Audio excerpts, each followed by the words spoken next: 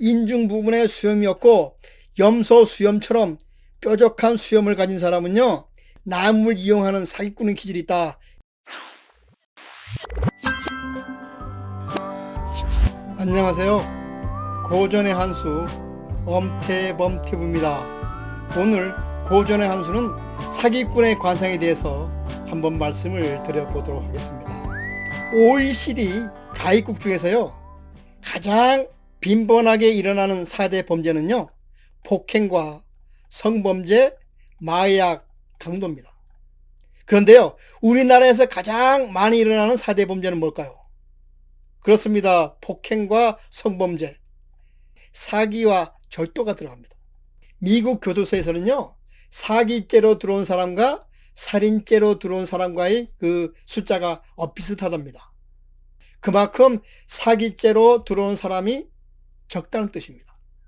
왜 유독 우리나라만이 전체 범죄의 20%를 차지할 정도로 사기 범죄가 많을까요? 그 이유는요, 역사적 배경하고도 관련이 있습니다. 우리나라는요, 영토가 좁고 친족, 시족 사회로 구성되어 있는 그런 사회입니다. 가까이 항상 친인척이 있다 보니까 사기도 당하고 보증을 서서 우리가 곤란을 당하기도 합니다. 보통요, 사기꾼은요, 남을 습관적으로 속여서 자기의 이득을 취하는 사람을 우리는 통상 사기꾼이라고 합니다. 그럼 관상학에서 말하는 사기꾼의 관상은 어떻게 생겼는지 한번 알아보도록 하겠습니다. 사기꾼의 관상 특징은요, 첫 번째, 거칠고 산만한 눈썹을 가진 사람이 많습니다.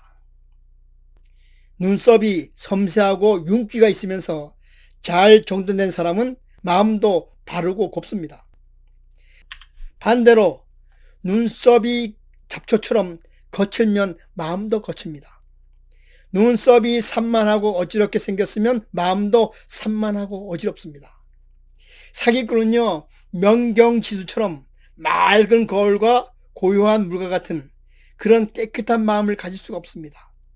따라서 사기꾼의 눈썹은요, 가을의 잡초처럼 거칠거나 산만하고 그리고 탁한 눈썹을 가지게 됩니다.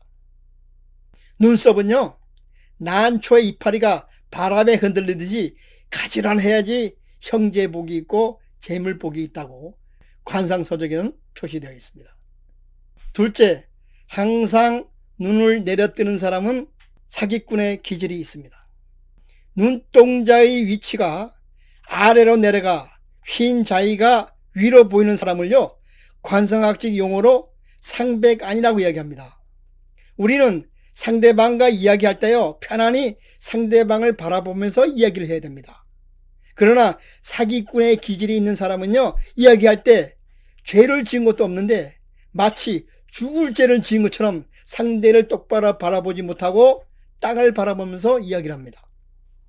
이런 사람은요, 가슴속에 감추는 것이 많고 자기 주장을 교묘하게 숨겨서요, 사기 행각을 벌이는 그런 사람입니다. 셋째, 인중에 수염이 없는 사람입니다. 방송사에서 방영되는 역사 드라마를 보면요, 의리가 없고 간사한 사람의 배역을 고를 때 가장 먼저 보는 외모의 기준은 바로 수염입니다. 인중에 수염이 없고 턱에는 염소 수염처럼 뾰족한 수염을 가진 사람은 우리는 통상 사기꾼의 기질이 있다고 합니다. 수염은요, 남성의 성적인 상징물입니다. 남자들은요, 수염을 기르고 난 후에 의리를 더 지겠다는 역사적인 기록도 있습니다. 따라서 인중 부분에 수염이 없고 염소 수염처럼 뾰족한 수염을 가진 사람은요, 의리가 없고 간사하며 남을 이용하는 사기꾼의 기질이 있다. 이렇게 관상서적에서는 말하고 있습니다. 넷째, 머리털이 노랗고 거친 사람입니다.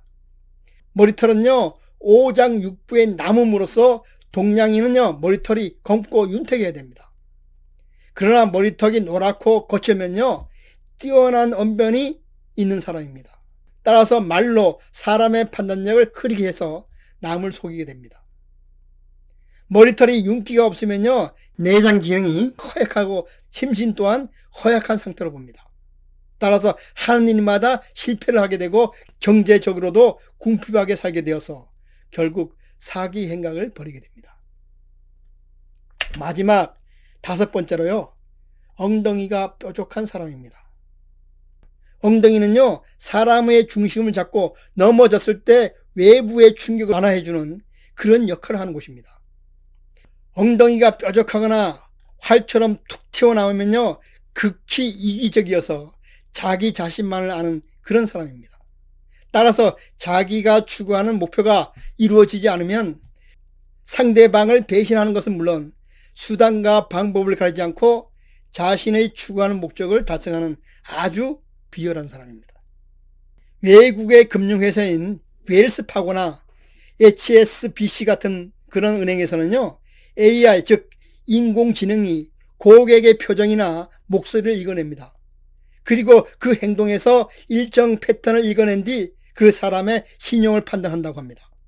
한마디로 데이터로 중무자는 기계 관상가가 나타난 것입니다. 성과도 대단하답니다. 시티은행 조사 결과요, 인공지능 AI는요, 고객의 생김새와 행동을 쭉 훑어보고는요, 금융 사기꾼의 80 내지 90%를 잡아낸다고 합니다. 그래서 은행의 신원조사 비용을요, 무려 50 내지 70%를 아낄 수 있었다고 합니다. 관상학 서적인 마의 상법에 보면요, 신비굿이라는 말이 나옵니다. 마음은 아니면서 입은 그렇다, 이렇게 이야기하는 겁니다. 즉 마음은 그것이 아닌데 입으로 거짓으로 말하는 것을 우리는 신비굿이라 그럽니다. 즉 속마음과 달리 상대를 현혹시키는 말로 상대방을 곤란하게 빠뜨린 것을 신비굿이라고 이야기합니다. 여러분, 외관상으로 봤을 때 사기꾼의 차림새나요, 언변은 우리 일반인보다 더 뛰어납니다.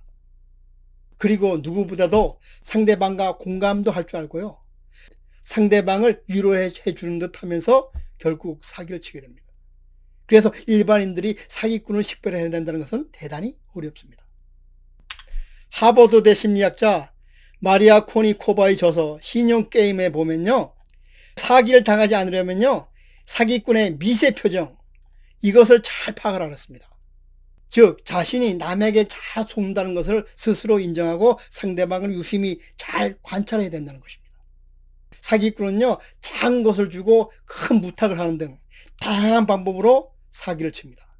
그래서 지나치게 과한 친절을 베푸는 사람들은요, 순간순간 표정이나 행동을 잘 관찰해 볼 필요가 있습니다. 아무쪼록 이번 방송을 통해서 인간관계를 형성할 때 사기꾼을 식별할 수 있는 안목이 생겨서 지혜롭게 이 세상을 살아가시기 바랍니다. 그럼 오늘 고전의 항수는 여기서 마치고요, 다음 시간에 찾아뵙도록 하겠습니다.